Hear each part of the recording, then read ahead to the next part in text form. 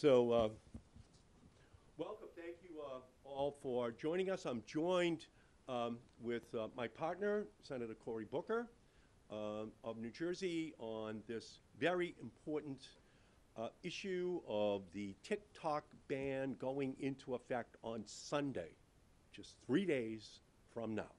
And he and I are partnered to make sure that we keep TikTok alive, that we have more time for TikTok to be able to survive.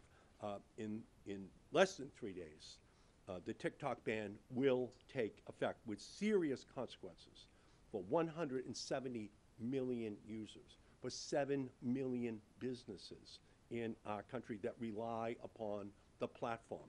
And I'm committed to avoiding that fate. And that's why earlier this week, with Senator Booker, along with Senator Wyden, we introduced the Extend the TikTok Deadline Act, and we're joined now by Senator Van Hollen.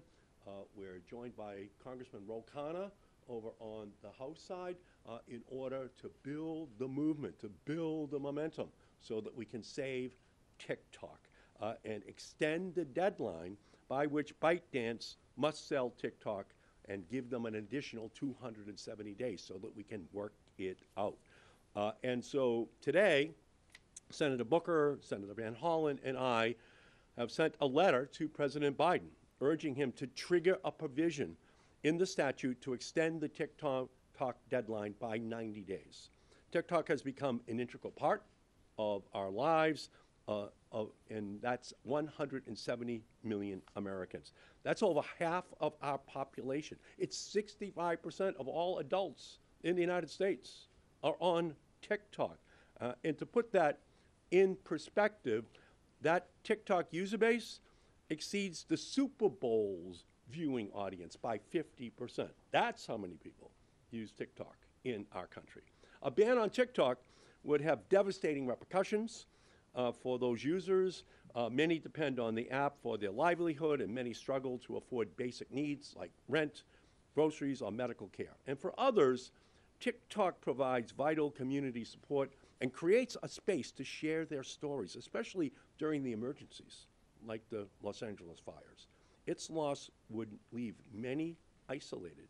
Right now, many in that community are building new communities. They're actually keeping their businesses open using TikTok. And we should not be cutting off that vital tool in Los Angeles right now and in other parts of the country. So from my perspective, and let me be clear, TikTok has its problems. Like every social media platform, TikTok poses a serious risk to the privacy and the mental health of our young people. In fact, TikTok paid a fine for violating my law, the Child Online Privacy Protection Act.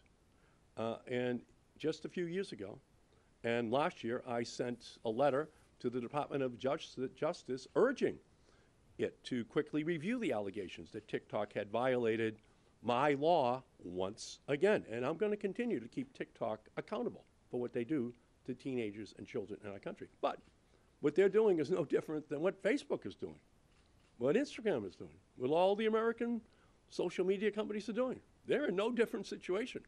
There's a great mental health, teenage and children's private crisis in our country, and the Surgeon General is pointing the finger at social media, but they're not pointing it just at TikTok. They're pointing it at everybody. So that doesn't solve that problem. We need a whole separate solution to that, and that was my bill that got killed 4 weeks ago on the Senate floor in the last week. That's taken on big interest in our country. A TikTok ban would impose serious consequences on millions of Americans who depend upon the app for social connections and their economic livelihood.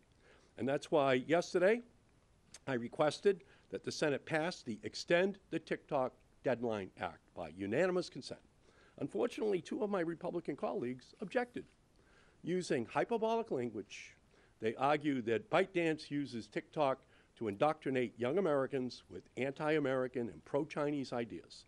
Proponents of the TikTok ban often argue that the platform is, quote, brainwashing Americans. But when I pointed out that a senior intelligence official had filed a declaration before the District of Columbia Court of Appeals, acknowledging that the intelligence community had, quote, no information that ByteDance had manipulated content on TikTok to support China, my colleagues didn't even know what I was talking about. So here it is. This is an under oath declaration by in the intelligence community of the United States that they have no information that ByteDance has manipulated the content. None. So we have time. We have an ability to be able to work on this issue. There is no reason why TikTok has to go dark in 3 days. So it's telling that they're not even aware of this admission by the intelligence community, that that information compromise has not happened. And it's also further evidence that the rushed process that was used in Congress, where there was no specific vote in the Senate on this issue. There were no hearings in the Senate on this issue. There was no debate on this issue in the Senate. There was no expert testimony in the Senate on this issue. It was a rush to judgment without having heard all of the facts. And that's all that we're asking for. We're asking for more time. We're asking for an ability to be able to try rationally to resolve this issue so that TikTok does not go dark. So that's the issue, that's the place where we're at right now. We have a chance to do something about it. Senator Booker and I are asking President Biden to exercise his authority in order to extend the deadline by 90 days. We're willing to work with President-elect Trump and try to extend that deadline as well. This should be bipartisan. This should not be an issue which we are debating. And even as we're debating, TikTok users are flocking to a Chinese app with no reported presence in the United States. That's what's happening in our country right now. So it's time to take a breath, try to step back, buy some time, try to figure this out rationally, but in no way should we have TikTok go dark on Sunday. It would be catastrophic for just so many small businesses, so many creators, so many communities that have been created with no alternative available to them. So that's where we are. That's what our challenges be, that is going to continue to be, and that's the movement that we're going to continue to build. So let me turn and recognize my great colleague, my friend, great leader, Cory Booker from New Jersey. Welcome. Thank you, my friend. I want to thank Senator Markey for his leadership on this issue and, frankly, so many issues. I've been very lucky in my time in the Senate to partner with him on many important things. Let me reiterate what he said. There's a real problem with social media in our society, in our culture, in our nation that we need to address. And I think there should be more leadership talking about how to stop its harms to Americans, particularly young Americans. I have real concerns with TikTok, whether it's proliferation of hate and anti-Semitism or some of the credible concerns that have been put forth about national security issues. That's not what's at issue right now. What's at issue right now is that the solution to this is not to end TikTok right now, but to make sure we're creating space for us to come together and save this platform in a way that comports with the legitimate concerns that have been expressed and preserve a platform that, as Senator Markey has said, is so profoundly important in the lives of so many Americans, from creators to business people, to folks who feel alone and isolated and found through that platform a way to find community and connection. There are tens and tens of millions of users. I myself am one. I'm very frustrated with how Congress has gone about doing this. We did not have a debate in the Senate. We did not have hearings in the Senate. We did not even have a specific vote.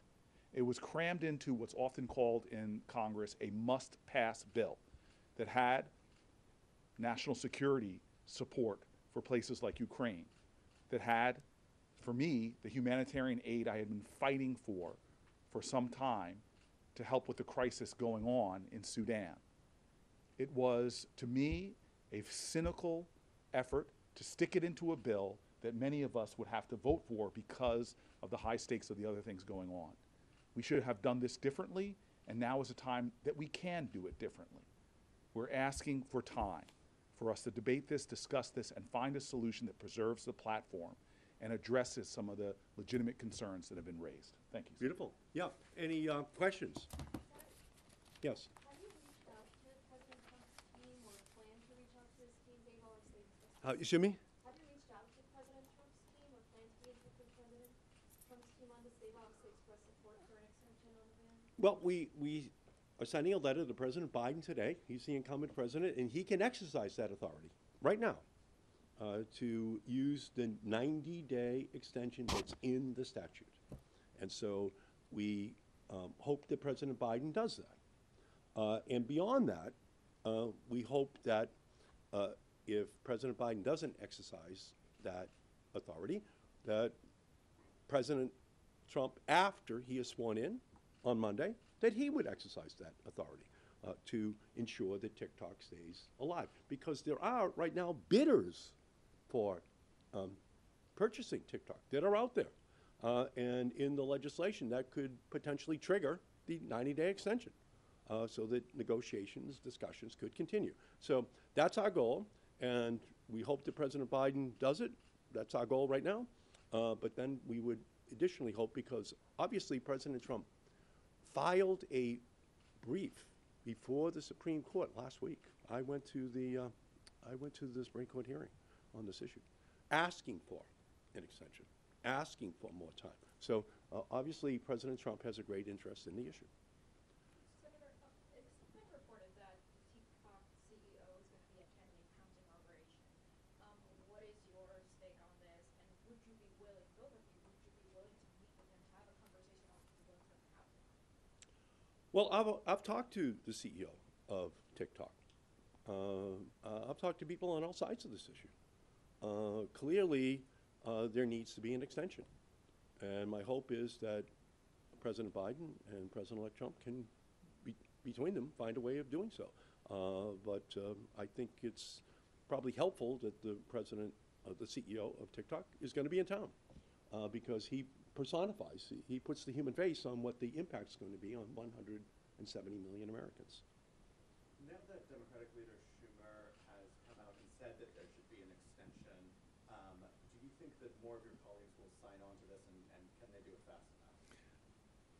I think the fact that we're seeing growing support legislatively on both sides of the Capitol is really encouraging.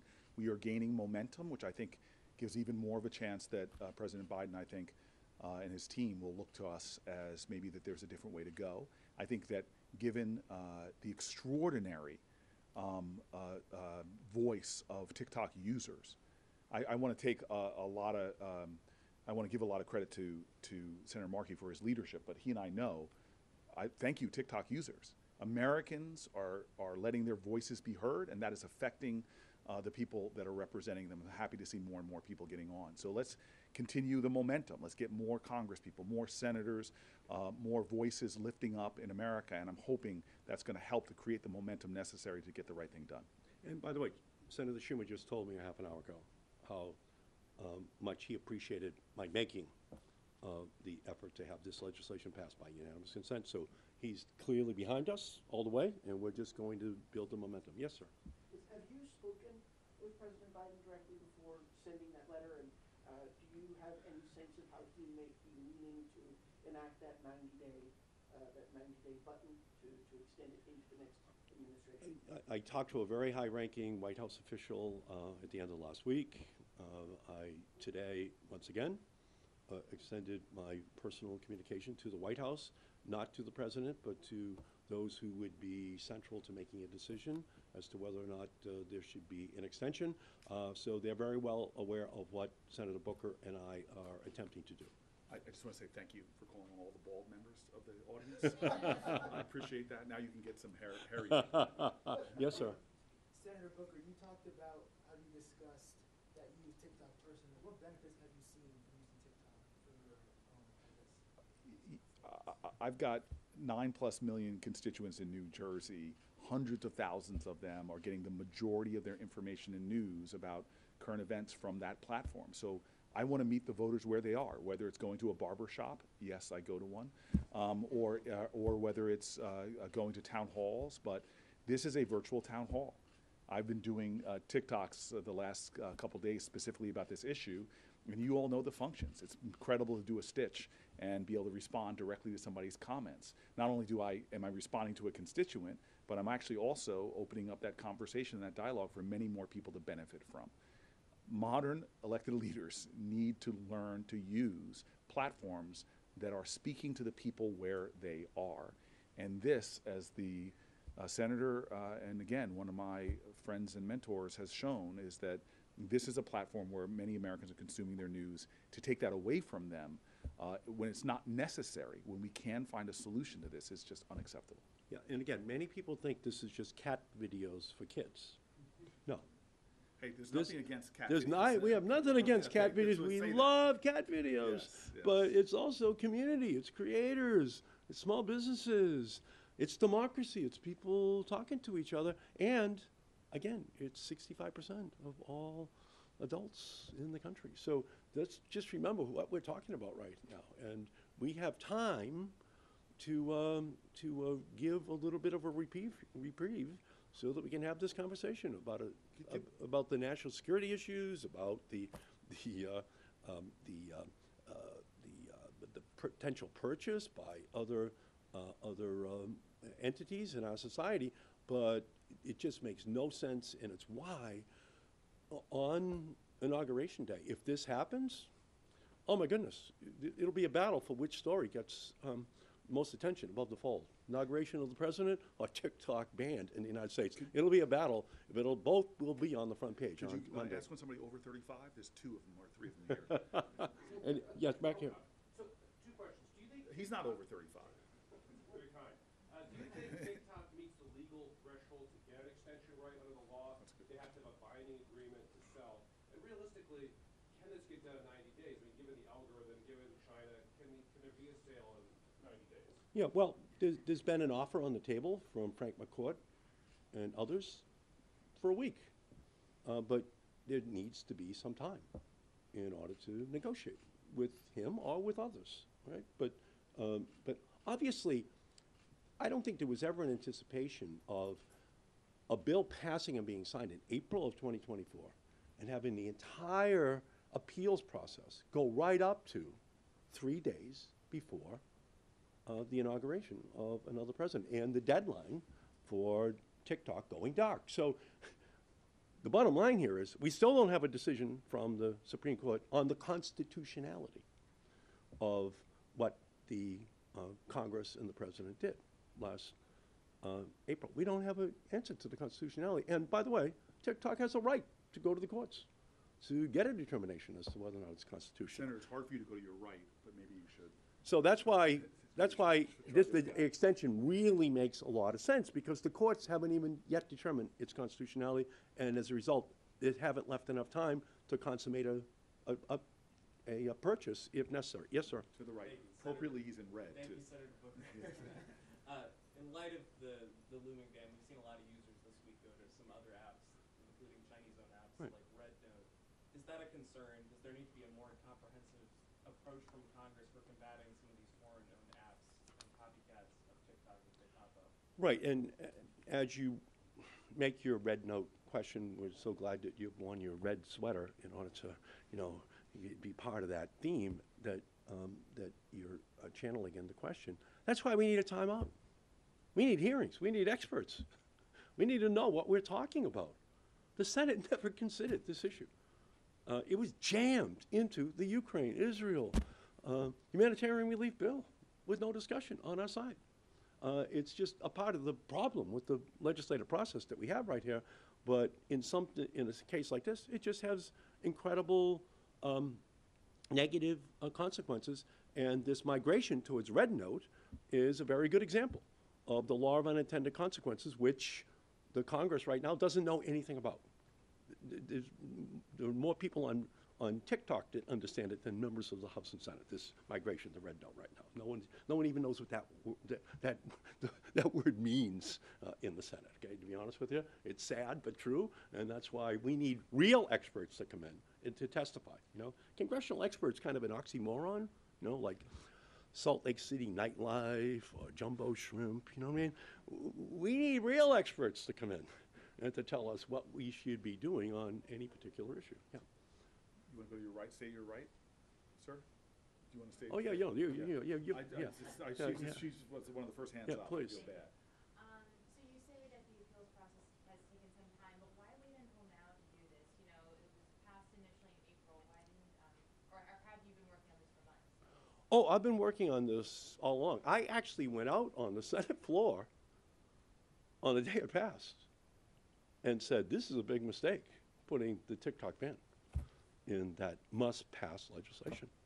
I gave a very extensive speech that day. I was trying to talk to the Senate about how respectful they should be of the consequences of just, without any debate or thought, abolishing the most popular, you know, social media site in the country.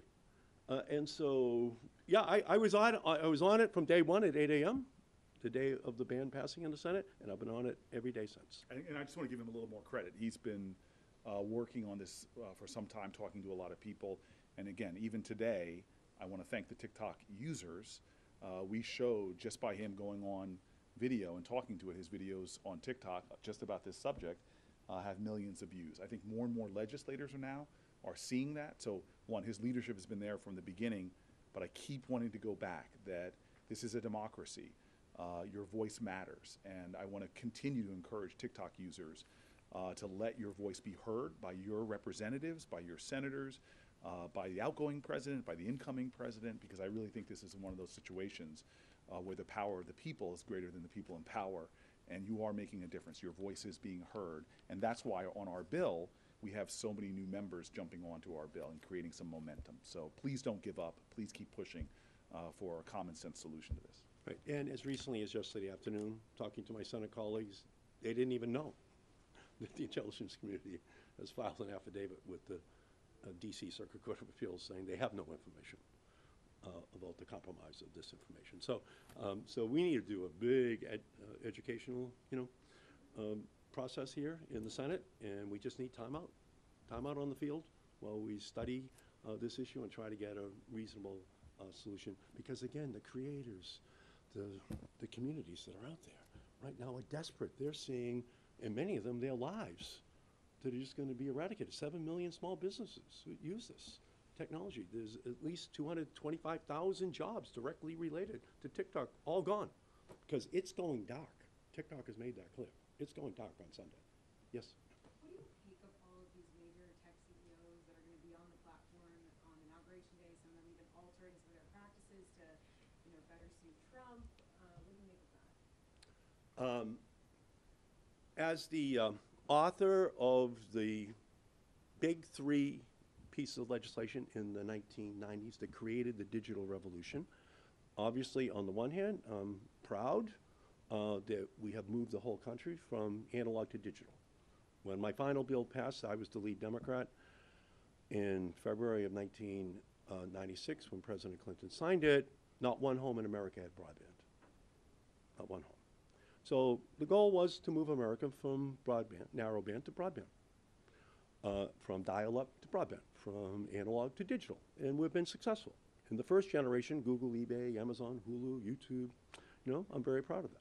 But there's a successor group of companies, including TikTok and others, you know, that are now filling the space. That was the goal. But there is a Dickensian side to this revolution, which I said back in 1996. It's the best of technologies and the worst of technologies simultaneously. It can enable, it can ennoble, it can degrade, it can debase. It can do it all. The big companies, they tout all the great stuff they do, enabling, ennobling. And they try to hide the degrading, the debasing. Huh? They try to hide it. So as they're up there on the platform, the companies that are the principal beneficiaries of those three bills that I'm very proud of, believe me, I know how important it is that I have introduced my AI Civil Rights Act, endorsed by every single civil rights group in the United States, okay, as part and parcel of this AI revolution that they're all talking about. So as I see them up there, I know that we need an AI Civil Rights Act. In the same way I know we need a teenage privacy Bill of Rights. In the same way I know that we need to keep, as the 1996 Act did, my law did, that $80 billion has been spent making sure that computers on poor kids' desks in schools and inner cities all across the country have access to these technologies. So I see them up there, and I'm afraid that I'm afraid they want to walk away from their responsibilities, okay, from their job to make sure that we deal with the sinister side of cyberspace. And so that's, for me, almost a gift that they're going to put themselves up there, because that will allow us to talk about all the other things that we should be asking from them. I'm sorry, Corey. But first of all, you could have kept going. You could have gone from Yeah, I got it. Flintstones to the Jetsons. I've got. I mean, you had a lot of things there, from I'm disco sorry, to Taylor Swift. Yeah. You could have gone. You got to get your rap there. Yeah, A little bit better. yeah. We got one last question. Yeah, that was, by the way, when only birds tweeted. Yeah, that's When that good. bill That's a passed, good one. that was That's a good nothing. one. That's We're how here all long week, ago. by the That's way. how Yes, long ago yeah. it was. Yeah. Okay, good. And I'm you know sorry. what? I just want to say, like, when I went to write my book, I was blown away that you have one of the greatest records when it comes to this space, Thank you. going back not years, but a couple decades. Thank you. More than that, sorry. Thank you. Okay, sorry. Last question. It's got to be really good. good. I mean, this is a moment. Answer the inauguration question, though? What's that? Can you answer the question about the text? No, he's the center of this show. Come on. Yeah, Go ahead. Yeah, go ahead. Have any of your Republican colleagues come out in support of your bill, and will you continue to push for legislative solutions if TikTok does go dark? Yes, 48 of our Republican colleagues have signed on to, oh, I'm sorry. Weren't we talking about misinformation? No. We have not gotten one Republican co-signer at this point. As he said, he called for unanimous consent vote, and Republicans were the ones that, not Democrats, but Republicans were the ones that came forward. However, I am very hopeful, because of what Donald Trump has been saying, that you are going to see a switch with a lot of Republicans who will perhaps be influenced by the president's own views and the president's strongly expressed opinions on the matter. So there is a bipartisan way forward. We're hearing the incoming president, and we're hearing a lot of Democrats joining the leadership of Senator Markey. And I didn't mean to I did not mean to be flip with you. The truth of the matter is, I have larger concerns. I have nothing to do with the subject about the way money is flowing into the inauguration committees. This is not simply to Donald Trump. We have a real problem with the way money is raised in politics, the way money corrupts politics, and the way that we raise money for an inauguration, which is so many corporate interests are giving a lot of money. I don't think that's healthy and good for our democracy, but that's really not germane to this issue. But we have a problem in America with too much money in politics. And again, I've been reading about this guy to my left talking about this issue. I'm a few months younger than him, but he's been talking about this issue for quite some time. So, just to finish up and to follow, the goal of those laws were to break up all the monopolies. So that's what my bills did. Broke up the cable monopoly, broke up the local telephone monopoly, broke up the wireless monopolies. I broke them all up so that we could unleash a new generation of techies that could move into the space and reinvent the way in which we communicate here and around the world. And the principal beneficiaries of those laws are now going to be sitting up at President Trump's inaugural. And unfortunately, for too many of them, they're channeling the very same instincts that those monopolies that we broke up in the 1990s had, to control the market, to not listen to the public, to not, in fact, be responsive to the totality of all of the values which we have in our society. So, again, Senator Booker is just such a great leader. We're going to continue on this. It is essential that TikTok be alive at midnight on Sunday night. And we're going to continue to work to build the movement to make that possible, because we need time. Time will solve this problem. But without time, unfortunately, for millions of Americans, they're going to lose TikTok on Sunday. And we're going to work to make Can we sure do that something that's doesn't never happen. been done? Yeah, Just, let's do it. We just finished a press conference with all those people. How did it go? It went great. We have the attention of the brilliant Washington Press Corps, and this message is going to continue to be spread across the country. TikTok must not go dark on Sunday. Amen. Amen. Thank you. Thank you. All right, everybody. Thank you all so very much. Thanks for coming. Appreciate it. Thank you.